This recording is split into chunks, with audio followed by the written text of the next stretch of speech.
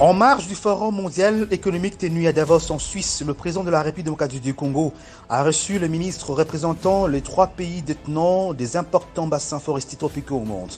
Félix-Antoine Tshisekedi a conféré avec Eva Zeiba Massoudi de la RDC, Lutz de l'Indonésie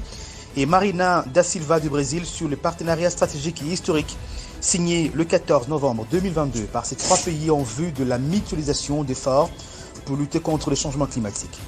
Le président de la RDC, a tout en saluant cette initiative, a encouragé à sa matérialisation le plus rapidement possible et sa mise en œuvre permettant d'agir en un seul front et avec le résultat encore plus tangible en faveur de l'humanité. Eba Zeiba, qui donne ici le compte-rendu de cette réunion, annonce pour février 2023 les débuts des travaux des experts de ces 3 pays. Son Excellence, le président de la République démocratique du Congo, Félix-Antoine Tshisekedi,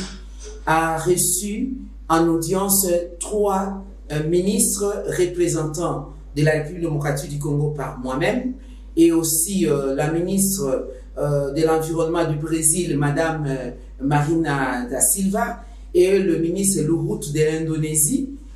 parce que depuis le 14 novembre, les 3 pays ont signé un accord pour travailler ensemble, préserver, gérer le potentiel des ressources environnementales ensemble et aussi la transformation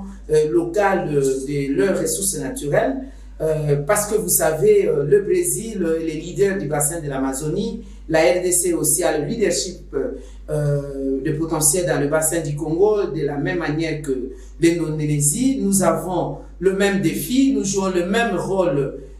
face aux enjeux du climat. Il était grand temps que ces pays puissent se mettre ensemble, non seulement à 3 à leur niveau. Nous allons donc élargir la coopération sud-sud avec tous les autres pays du bassin.